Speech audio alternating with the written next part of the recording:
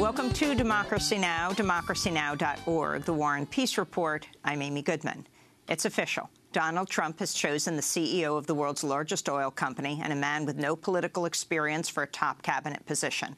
This morning, Trump tweeted, "I have chosen one of the truly great business leaders of the world, Rex Tillerson, chairman and CEO of ExxonMobil, to be Secretary of State," unquote.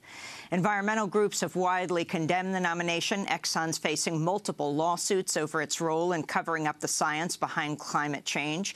Tillerson is also known to have close ties to Russian President Vladimir Putin, who awarded Tillerson the country's Order of Friendship decoration in 2013.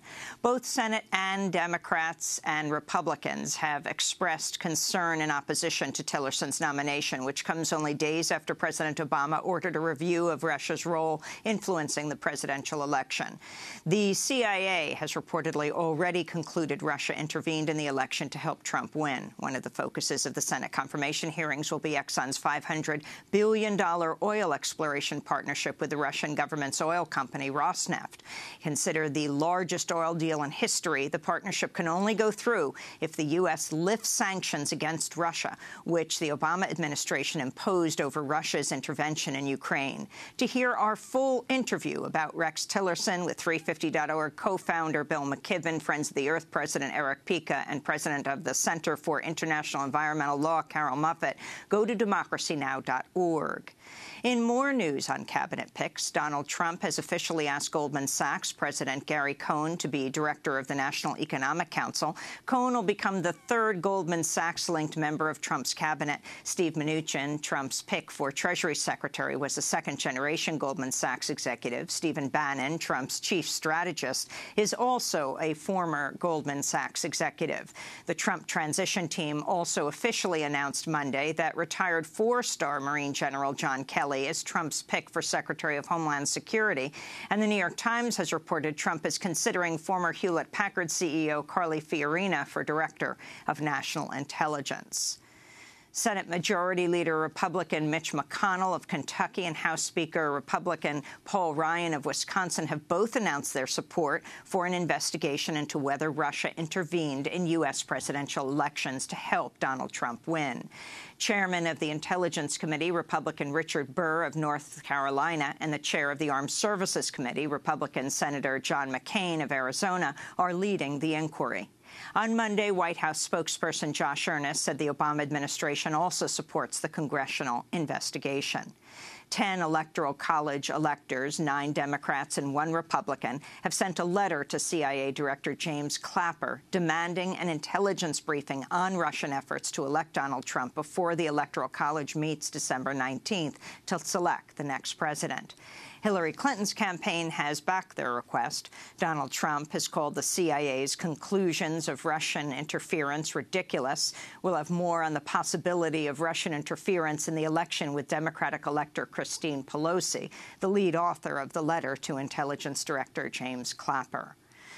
In Syria, rebel-held eastern Aleppo is on the brink of falling to the Syrian government. On Monday, Syrian government forces, backed by Russian airstrikes and fighters from other regional allies, including Lebanon's Hezbollah militia, continued to advance on the remaining rebel-held neighborhoods.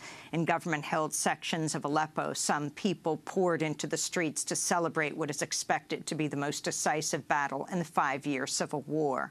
Anti-government rebels report Syrian government troops carrying out summary killings during the ongoing offensive. The United Nations says at least 82 civilians, including women and children, have been shot on site by Syrian government troops in recent days. In more news on Syria, U.S. Defense Secretary Ash Carter has announced the Pentagon will be sending 200 additional U.S. soldiers to fight ISIS militants in Syria. The new troops will join at least 300 U.S. soldiers already fighting in Syria. On Monday, Defense Secretary Carter also visited Israel for a ceremony marking the United States' delivery to Israel of 2 U.S.-built Lockheed Martin F-35 fighter jets, regarded as the most advanced military aircraft in the world. Israel now becomes the only country outside the United States to have operational F-35 fighter jets. This is Secretary Carter speaking Monday at the Nevatim Air Base in the southern Negev Desert, Israel's desert. These F-35 stealth fighters are the first of 50 aircraft that will help build the future of the Israeli Air Force. And that's thanks to an historic memorandum of understanding we signed this year, in which the U.S. pledged an unprecedented $38 billion in security assistance over the next decade.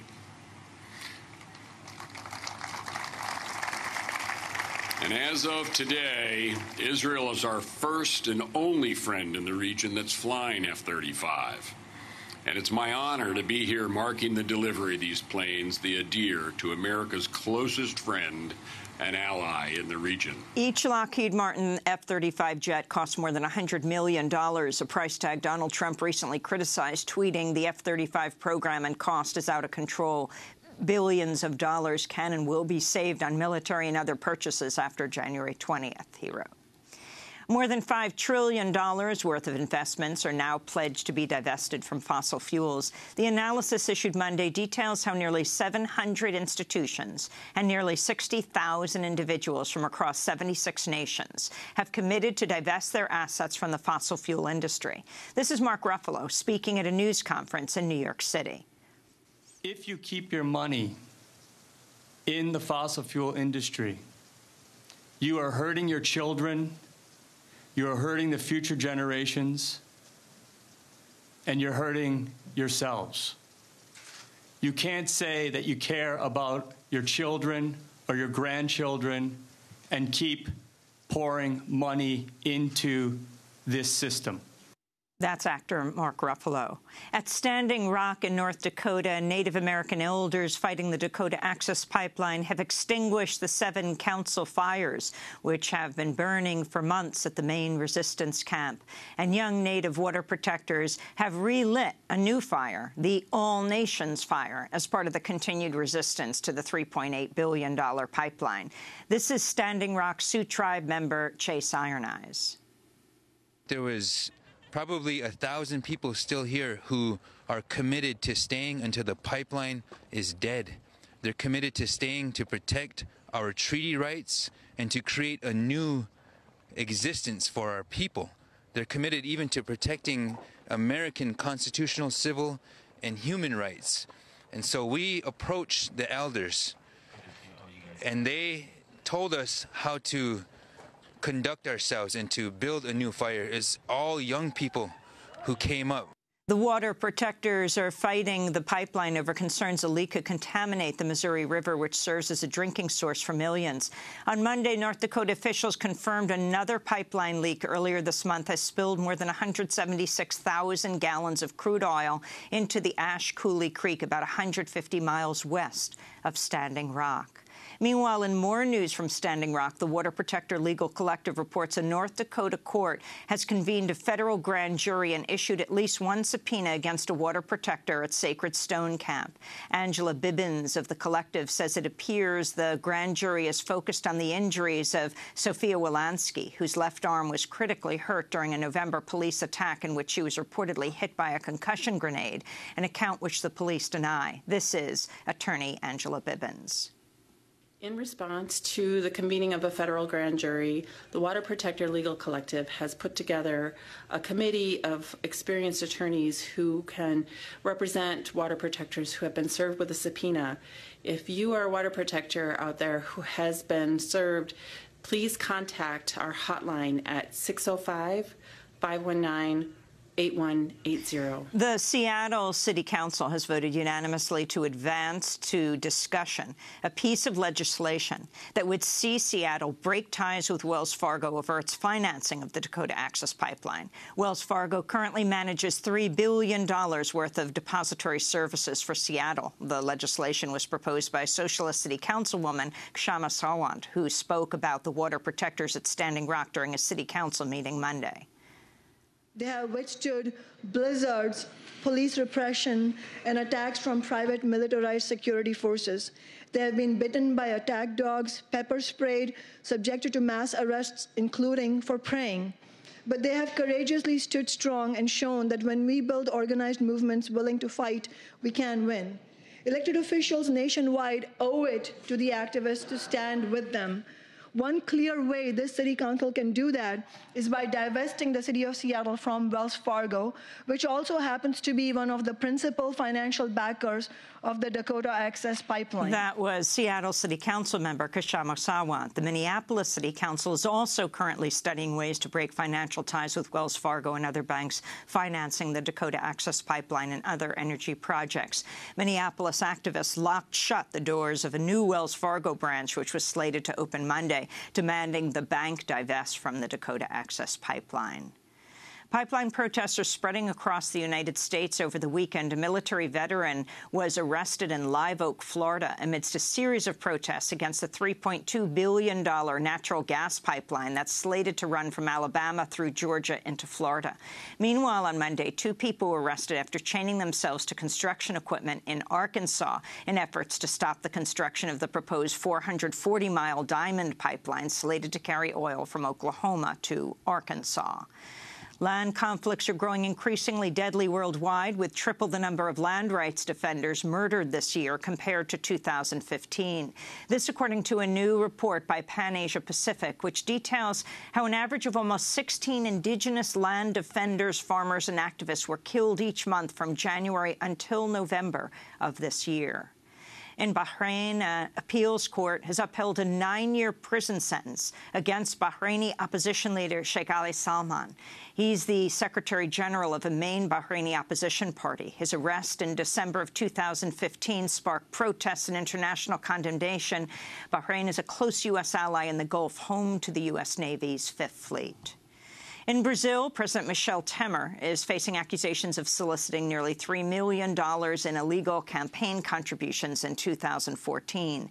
The revelations come only a day after a poll showed the majority of Brazilians, 63%, want Temer to resign. Michel Temer rose to power earlier this year after the impeachment of Dilma Rousseff in a process she and others have called a coup.